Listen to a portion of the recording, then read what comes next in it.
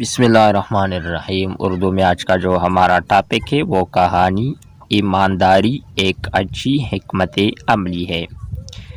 کہانی کا خاکہ دیکھیں۔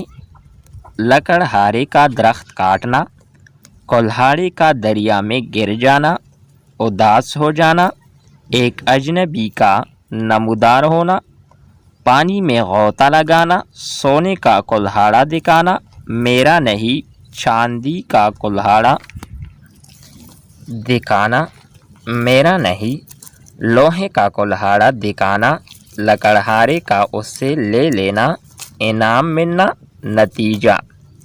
اب کہانی کی طرف آ جاتے ہیں۔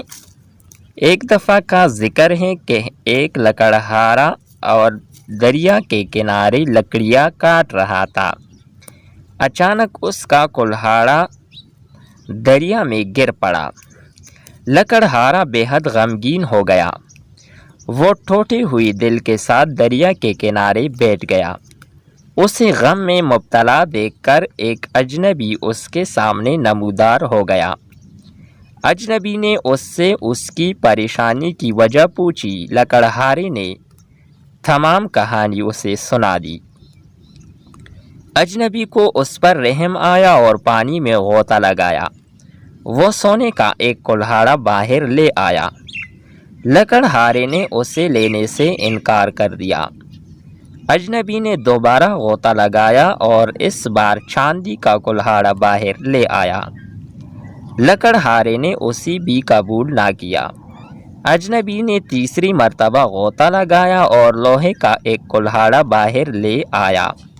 لکڑہارا فوراً چلا اٹھا۔ ہاں، یہ میرا کلہاڑا ہے۔ حقیقت میں وہ اجنبی ایک فرشتہ تھا۔ وہ لکڑہارے کی ایمانداری سے خوش بھی ہوا اور ساتھ ساتھ متاثر بھی ہوا۔ اس نے نہ صرف لوہے کا کلہاڑا لکڑہارے کو دیا بلکہ اس کی ایمانداری کے صلے میں باقی 2 کلہاڑے بھی لکڑہارے کو انعام کے طور پر دیے۔ نتیجہ، دیانتداری بہترین حکمت عملی ہے۔ دوسرا نتیجہ ہے نیکی کا انعام ضرور ملتا ہے۔ یہ تھی ہماری آج کی ویڈیو۔ نیکسٹ ویڈیو کے ساتھ دوبارہ ملتے ہیں۔ خدا حافظ۔